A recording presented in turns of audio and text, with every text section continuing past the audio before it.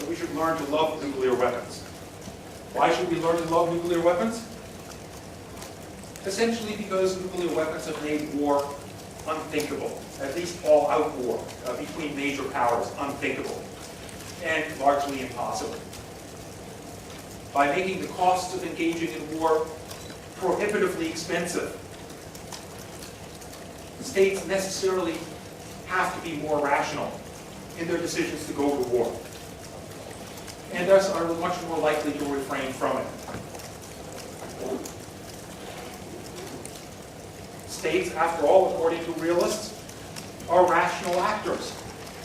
And if rationality means anything, it means that they have the ability to calculate the costs and benefits of various actions and to come to a conclusion whether those actions are to their benefit or are likely to undermine their security. And that, in the context of nuclear weapons, is a pretty easy calculation.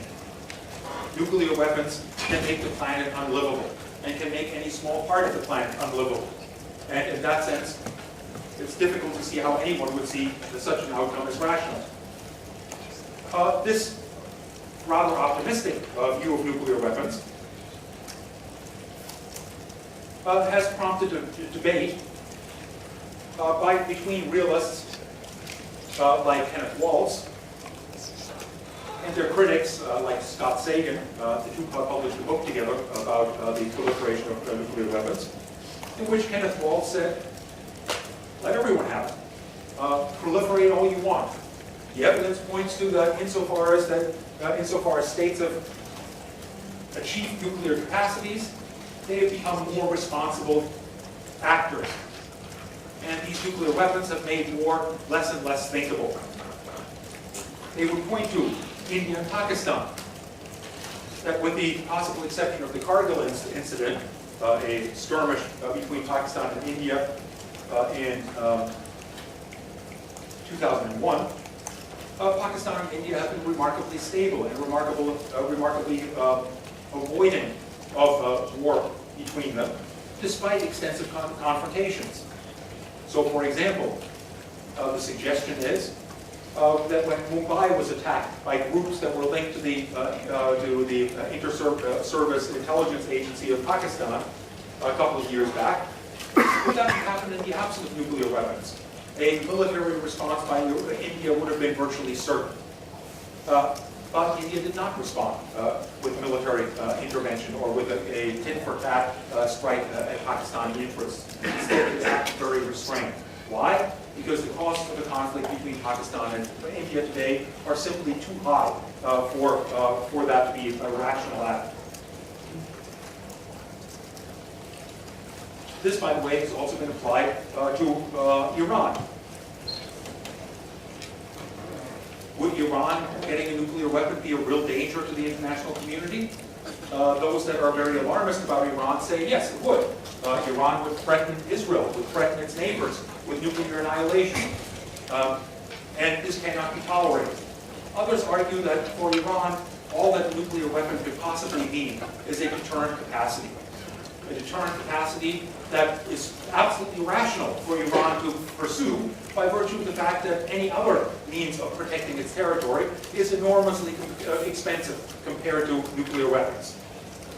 Especially if you're competing with a power like the United States that has extensive military capacities of a conventional nature. Against that, Iran can never hold a candle. But nuclear weapons would give it a deterrent and consequently would allow it to lower its military spending in all other areas and divert more resources to increasing standards of living.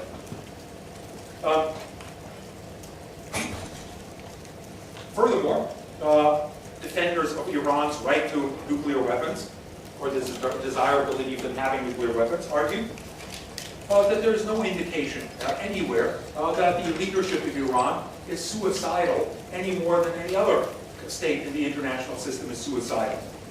And that using nuclear weapons, if indeed Iran got them, by, for example, firing a missile off at Israel, would essentially and predictably be committing national suicide.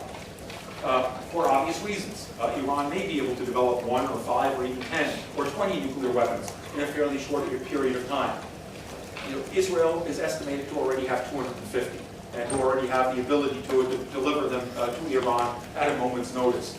The United States still has many more than that, and certainly has demonstrated its willingness to punish states that act against their interests in numerous contexts, even if not necessarily with nuclear weapons. But it's absolutely certain that the use of nuclear weapons by Iran would result in overwhelming retaliation that would send Iran back into the Stone Age. And since Iran is a rational actor, it would never do so. Others have been a little bit less sanguine in this regard. Some of those that are more worried about Iran point to, on the one hand, that Iran is a theocracy. And that a theocracy, by its very nature, is not a modern, rational state. Especially not when that theocracy is based on the teachings of Islam. I'm not endorsing this view, by the way, I'm just reiterating it.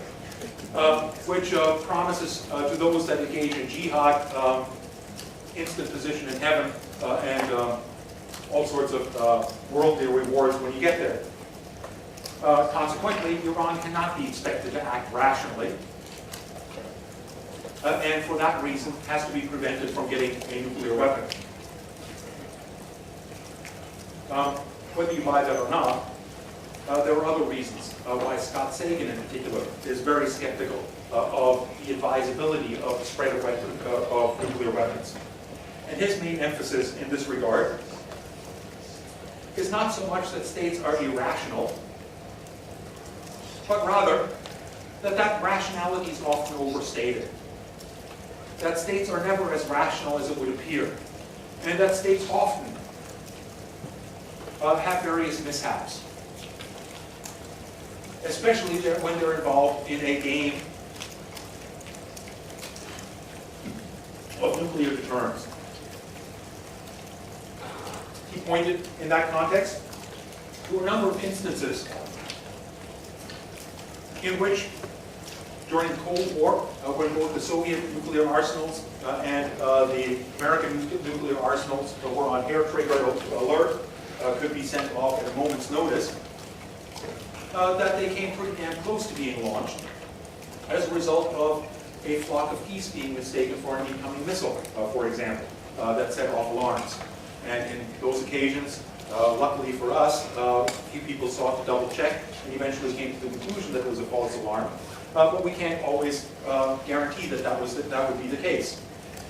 The other thing is that, like in 1987, a 20-year-old in West Germany that had a pilot's license rented a plane in Finland for a day's outing and decided 20 minutes after takeoff to make a U-turn and fly it in front of the Kremlin.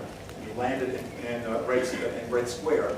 In other words, he cut right through the most heavily fortified air defense system on the planet without being noticed, and landed right in Red Square. He went to jail for 14 months in the United States before he was released, and he essentially said that it was merely an attempt to create a more cooperative relationship between the West and the East.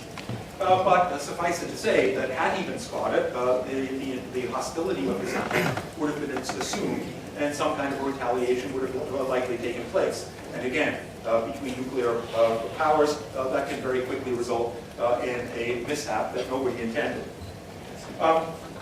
If that kind of thing can happen between Russia and the United States, two very technologically and sophisticated societies with extensive intelligence networks and so on and so forth, then what about countries like India and Pakistan? Indeed, as Scott Sagan pointed out, in the Kargil incident, in which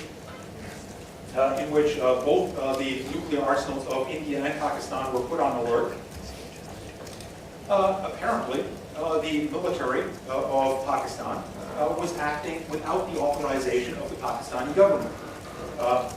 And that's something that happens on occasion, especially in places like Pakistan. In Pakistan, there is every indication that the elected government currently has no idea what the military and the intelligence establishment are up to. Indeed, the New York Times this morning published an article entitled What Pakistan Really Knew About Osama bin Laden. in which they come to the fairly well-documented conclusion that Pakistan knew all along where Osama bin Laden was and had fairly close relationships to him and fairly close relationships at the time and to this day to Al-Qaeda, which it largely views as an asset in undermining anti-Pakistani governments in Afghanistan. So if the civilian government does not control the military, and indeed the military hierarchy itself is not entirely transparent in terms of who controls what, then an unauthorized attack could well result. And indeed, the intention of those that launched the infiltration that gave rise to the Cargill incident, the closest two countries have come to nuclear war, were doing so essentially in order to stimulate a war, a military response by India. You get the general picture. North Korea, likewise, cannot be expected to be an entirely rational actor, as its actions have on a number of occasions demonstrated. If North Korea develops nuclear weapons, in particular develops the means of doing so, of delivering those weapons to targets, that in turn puts tremendous pressure on other countries in the region to develop nuclear weapons. In particular, Japan. Japan, you might recall, just shut down a couple of years ago all of its nuclear reactors in the aftermath of the incident in Fukushima. Last week, Shinzo Abe, the current Prime Minister of Japan, announced that they were reopening, or they were planning to reopen all 50 other nuclear installations, not the one in Fukushima itself. And that raises some important questions. Why? The population of Japan is overwhelmingly against nuclear energy because of the mess that is still ongoing in Fukushima. Well, last week I saw an interview with the previous Prime Minister Khan, who was in power at the time that the Fukushima meltdowns occurred. And one of the suggestions that he made as to why the Shinzo Abe government is reactivating its nuclear reactors is that part of the purpose of the nuclear reactors is certainly to provide Japan, which again does not have access to oil, does not have large amounts of coal, with energy. But another part of it was essentially a tacit nuclear weapons program, meaning that every state in the neighborhood understood that while Japan has declared that it will never develop nuclear weapons, has no nuclear weapons, they're also aware that they could produce nuclear weapons in 2 weeks' time if they chose to do so. And they can do that essentially because they have this extensive civilian nuclear infrastructure. To give up that nuclear infrastructure, therefore, gives up that tacit nuclear deterrent, and thus makes them more vulnerable to countries like North Korea. And this in turn means that they are less likely to want to give up their civilian nuclear industry, even if the civilian nuclear industry, as Fukushima I think very readily demonstrated, in a highly earthquake-prone zone of the planet, is a pretty dubious proposition. Anyway, it is now 7:45, and I generally overstayed my welcome, so let me leave it at this for the time being. And we'll pick up on the future of the international system.